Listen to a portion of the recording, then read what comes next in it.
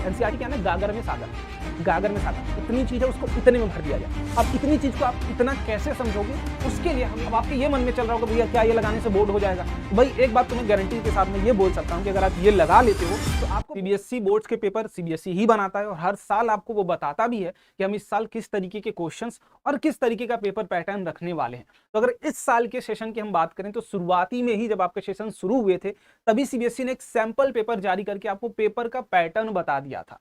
तो वहां तक तो बात एकदम भैया क्लियर थी। अब क्या कर दिया सीबीएसई ने नया, तो बहुत बड़ा काम किया है। अभी तक जो बच्चे अपनी प्रिपरेशन बहुत मन से कर रहे थे, सैंपल पेपर लगा के खुश हो रहे थे, लेकिन अब आपको वो खुशी थोड़ी सी छिनने वाली है, क्योंकि जब क्वेश्चंस आप देखोगे, देखो सीबीएसई ने स्टार्टिंग में एक बहुत बड़ी बात बोली थी कि हम इस साल से 60% तक कॉम्पिटेंसी बेस्ड क्वेश्चंस को ले आएंगे, इंट्रोड्यूस कराएंगे। क्वेश्चंस आपसे 60% तक कॉम्पिटेंसी बेस्ड क्वेश्चंस आपसे बोर्ड में पूछे जाएंगे। अब कभी आदत तो हमें है नहीं वो 60% की, हम कभी कॉम्पिटेंसी बेस्ड क्वेश्चंस लगाए तो है नहीं, तो वो चीजें बहुत नई है आपके लिए। तो सीबीएसई ने कहा भाई नई है तो मैं उसको पुरानी कर देता हूं। कैसे पुरानी करूंगा, एक पूरा का पूरा क्वेश्चन बैंक ही आपको उन्होंने दे दिया है। तो ये बहुत अच्छी गुड न्यूज है। पहले तो कमेंट बॉक्स में ये बताओ कि तुम कितना गोल अपना टारगेट कर रहे हो अपने आने वाले बोर्ड्स के एग्जामिनेशंस में, ताकि उसके हिसाब से तुम मेहनत करना आज से शुरू करोगे। अब हाँ, जो क्वेश्चन तो सीबीएसई ने चलो दिया है, ठीक है, अच्छी बात है कि हमें क्वेश्चंस पता चल गए, लेकिन जो सबसे जरूरी बात कि उसका लेवल थोड़ा सा बढ़ा हुआ है। लेवल बढ़ने का ये मतलब है दोस्त कि आप अगर नॉर्मली सोच रहे हैं कि एनसीईआरटी पढ़ के काम हो जाएगा, तो बिल्कुल नहीं होने वाला। अभी मैं आपको दिखाऊंगा क्वेश्चंस और सॉल्व भी कराऊंगा, और कैसे वो डिफरेंट है पहले के तरीके के क्वेश्चन से, कॉम्पिटेंसी बेस्ड क्वेश्चंस, वो भी हम देखने की कोशिश करेंगे। तो पहले शुरुआत करते हैं। पहले आप ये बताओ आप क्या एक्सपेक्ट कर रहे हो अपना स्कोर, फटाफट से कमेंट बॉक्स में बताइए। और कौन कौन से रिसोर्सेज, कौन कौन सी बुक्स आप यूज कर रहे हो ये भी कमेंट बॉक्स में जरूर बताइएगा। अगर मुझे भी कुछ उसमें लगेगा कि सजेशंस ऐड करने चाहिए, so I will suggest that. Okay, चलिए हम ज्यादा देर नहीं करते हैं, फटाफट से सीबीएसई का सैंपल पेपर ओपन करते हैं। सीबीएसई एडिशनल प्रैक्टिस क्वेश्चन, तो दो तरीके का सीबीएसई हर साल पेपर पैटर्न निकालता है, पहला सैंपल पेपर, अब additional practice question. Sample paper से हमें सिर्फ उसके मार्किंग स्कीम की पता चलती है, जो भी हमारे कुछ दिन पहले रिलीज हुआ था सेशन के स्टार्टिंग में, उसका लेवल उतना अच्छा नहीं था, देख के समझ में आ जा रहा था कि भाई ये तो नॉर्मल बच्चा कर लेगा।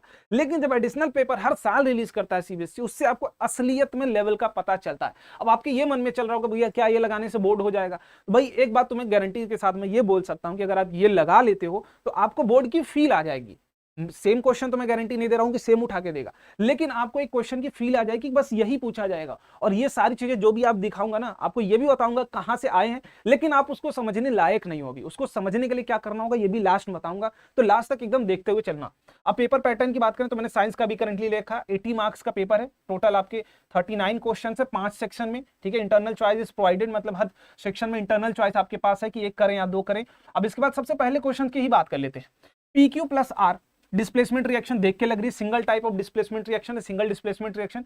विच of the following is true about the reactant and product. अब आपको ये समझना पड़ेगा, अब आपको ये समझना पड़ेगा। क्वेश्चन देखो, डिस्प्लेसमेंट रिएक्शन तो पढ़ के बैठे हो कि भैया हम डिस्प्लेसमेंट स्कूल में कैसे पढ़ाया जाता है, यही पढ़ाया जाता है भाई, एक कोई आएगा किसी दूसरे से कुछ छीन के चला जाएगा और उसको अकेला करके चला जाएगा। यही पढ़े थे कि भैया आर आया क्योंकि पी के पास, पी और क्यू के पास, क्यू को लिया और क्या सॉरी पी को लिया और क्यू को अकेला छोड़ के चला गया, डिस्प्लेसमेंट रिएक्शन हो गई, ठीक। लेकिन अगर इसको हम थोड़ा और डिटेल में समझने की कोशिश करें तो अब देखो यहां पर आप देखो किस तरीके से आपसे सवाल पूछा गया।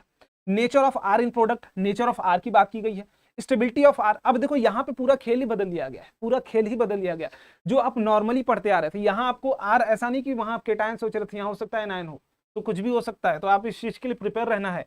अभी डिटेल इसका सोल्यूशन चाहिए कि नहीं चाहिए तुम्हें कमेंट बॉक्स में जरूर बताना, क्योंकि वीडियो लंबी हो जाएगी तो इसमें सोल्यूशन हम नहीं कर पाएंगे, ठीक है।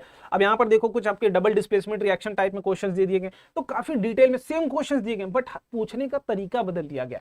और भी आपको क्वेश्चंस दिखाता हूं मैं, सारे अच्छे क्वेश्चंस है। ये आपको टेलीग्राम ग्रुप में मैं ये PDF डाल दूंगा, टेलीग्राम का नाम है रैंकर्स फाउंडेशन, आपको डिस्क्रिप्शन बॉक्स में भी लिंक मिल जाएगा, जाके वहां से ज्वाइन कर लो, या फिर सर्च डायरेक्ट भी कर सकते हो रैंकर्स फाउंडेशन। वहां पे आपको पूरी की पूरी ग्रुप, या फिर रैंकर्स बोर्ड भी जाके मैं डिस्क्रिप्शन बॉक्स में लिंक दे रहा हूँ, वहां से जाके उसको ज्वाइन कर लेना, ठीक। चलिए अब आगे देखते हुए चलते हैं। कुछ क्वेश्चंस आपको पीएच बेस्ड भी दिए गए, बहुत अच्छी बात है, अच्छे से काम कराया जा रहा है। अब अगर आप सीरियस होकर नहीं पढ़ते हो ना, तो फिर समझो इस बार तुम्हारा बेड़ा गर्क होने वाला, वही 30 40 50% में अटकने वाले हो, इतना समझ के रख लेना, क्योंकि जो पेपर लेवल है ना वो एक बहुत अच्छा लेवल आपको दिया गया है, ठीक है। और भी यहाँ पर देखो कुछ ग्राफ बेस्ड क्वेश्चन बहुत अच्छे तरीके से आपसे काम कराया गया है प्रॉपर। अब जितने भी क्वेश्चंस हम देखते हुए चलते हैं कि कुछ अच्छे क्वेश्चंस फिजिक्स के हैं, तो वो हम लोग देखते हैं थोड़ा, ठीक है। अब अगले असर्शन रीजन टाइप क्वेश्चंस भी आपसे पूछे जाएंगे, असर्शन बेस्ड क्वेश्चंस भी पूछा जाएगा, बहुत अच्छा। देखो अब ये डायग्राम बेस्ड भी क्वेश्चन, ये तो आप जानते ही हो। Search mirror are mirrors that use to leak hidden objects underneath. अब देखो, hidden objects can be easily spotted as the mirror provided wider field of view. आपसे कौन सा मिरर है यही पूछा जाएगा, what type of mirror generally used. हमें पता है वाइडर फील्ड ऑफ व्यू किस मिरर का होता है, कॉन्वेक्स मिरर का होता है। तो ये चीजें आपके पास देखनी पड़ेंगी। विद द हेल्प ऑफ रे diagram describe the nature of image identical. ठीक है, बहुत बढ़िया, बहुत अच्छे, ये सब कुछ आपको बताना पड़ेगा रे डायग्राम के थ्रू। अब देखो कितना चीजें आपसे डिफरेंट कर दी गई है ना, मजा आ रहा है। तो ये चीजें होने वाली हैं, अब हमें इस चीज के लिए प्रिपेयर रहना पड़ेगा। अब देखो और करके क्वेश्चंस में यहाँ पे और दिया है, तो ये या तो ऊपर वाला कर या तो नीचे वाला। अब देखो, अब ऐसा कुछ सेटअप आपसे दे दिया गया है, बोला गया एमीटर की रीडिंग। ऐसा क्वेश्चन कभी किए हो, अभी तक किए हो तो बताओ जरूर कमेंट बॉक्स में भाई, देखें तुम्हारी प्रिपरेशन का लेवल।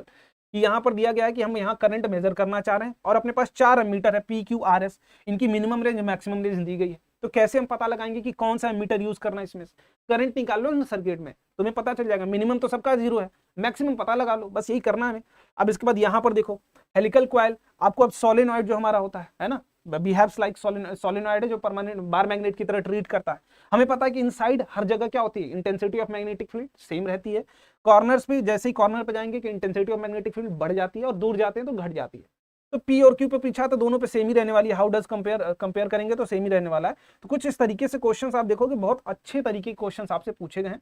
तो मेरा सजेशन यही रहेगा, आप देखो कोरोजन के ऊपर सवाल पूछा गया, लेकिन कितना प्यारा सवाल पूछा गया। Equal size aluminium and iron are expose as environment, दोनों इक्वल साइज में प्रोवाइड किया जा रहा है, aluminium bar and iron bar. Which of the following likely to corrode the till level, यहां से बताया जा रहा है, ये जो लाइन बीच में खींची गई ना, दैट इज द लेवल, इस लेवल तक बताया जा रहा है कौन फर्स्ट होगा। तो वी नो कि एल्यूमिनियम का जब हम बात करेंगे तो एल्यूमिनियम के ऊपर पढ़ा होगा तुमने, पढ़ा, एक बार सोच के देखो, अच्छा पढ़े हो, फिर मैं उसके बाद इसको बताता हूं, तब तुम्हें समझ में आएगा कि जो तुम पढ़े हो उसका एप्लीकेशन बस तुम्हें नहीं पता।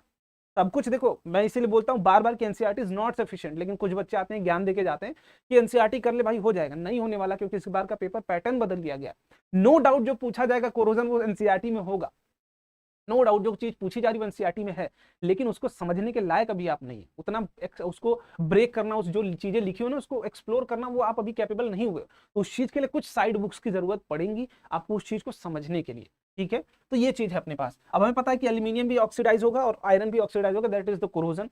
अब आयरन जब ऑक्सीडाइज होगा तो वो होता चला जाएगा, लेकिन एल्यूमिनियम के सरफेस पर क्या हो जाती है, ऑक्साइड की लेयर बन जाती है, तो वो फर्दर कोरोड नहीं होता है। तो ये चीज अच्छी हो जाती है। ये चीज अब आई होप आपको बताया गया हो ना, बताएगा वो मेरी प्रॉब्लम नहीं है वो। अभी हम इस चीज के बारे में हम बात करेंगे आगे। ठीक है, मैं ये बता रहा हूँ कि मैं बार बार इस चीज को जो बोलता हूँ एनसीईआरटी इज नॉट सफिशिएंट, वो है, यहाँ देख लो तुम। ठीक, अब इलेक्ट्रॉनिक कॉन्फ़िगरेशन के ऊपर अब तुम बोलोगे भैया याद ही नहीं हमें, तो ये चीजें तुम्हें याद करनी पड़ेंगी। तो ये प्रॉपर सारी क्वेश्चन सब देख लेते हैं, और लास्ट में बस इतना ही बोलूंगा। अब यहाँ पर देखें किस तरीके का क्वेश्चन है। विजय connected series in this glow, अच्छा ग्लो के ऊपर है, पावर कंजम्पशन के ऊपर है। तो हमें बस इतना समझ के रखना है कि सिर्फ एनसीईआरटी इज नॉट सफिशिएंट। और लास्ट में अब मैं बात बताऊंगा, देखो एनसीईआरटी में डेटा आपको पूरा गिवन होता है, मैं ये नहीं कतई कह रहा हूं, लेकिन जब आप एनसीईआरटी पढ़ते हो, इन दैट केस आप अभी वो कैपेबल नहीं हो। देखो मान लो एनसीईआरटी क्या है ना, गागर में सागर, इतनी चीज है उसको इतने में भर दिया जाए। अब इतनी चीज को आप इतना कैसे समझोगे, उसके लिए हमें एक बुक की जरूरत पड़ती है, रेफरेंस बुक की जरूरत पड़ती है। मैं उस चीज के लिए एक प्रॉपर वीडियो अगर आपके दिमाग में आ रहा होगा, मन में अगर आ रहा होगा, ठीक है, तो मैं जरूर बनाऊंगा। लेकिन फॉर दैट आपको एक छोटा सा प्यारा सा कमेंट करना पड़ेगा। आप कमेंट बॉक्स में बताइए, और इसका सॉल्यूशन कितना जल्दी चाहिए वो भी आप जल्दी कमेंट बॉक्स में बताइए, तो हम उसको भी लेके आने वाले हैं। बस इतना समझ लेना कि अगर ये आपसे सारे क्वेश्चंस लग गए ना, तो बस इसी तरीके क्वेश्चंस आपसे होने वाले हैं, इसी तरीके से पूछे जाएंगे। और टेलीग्राम ग्रुप ज्वाइन करके रखना, क्योंकि मैं भी अब इसको एक बार एनालिसिस करूंगा प्रॉपर कि क्या पैटर्न, उसके बेसिस पर कुछ सैंपल पेपर्स आपके लिए तैयार करूंगा, और वो भी टेलीग्राम ग्रुप पर आपको प्रोवाइड करूंगा। चलिए मिलते हैं अगले वीडियो में। होप फॉर द बेस्ट कि आप अच्छे तरीके से इसी तरह प्रिपरेशन करते रहें। And thank you so much, आप ऐसे ही प्यार बनाए रखिए, हम आपके लिए अच्छे कंटेंट्स लाते हैं।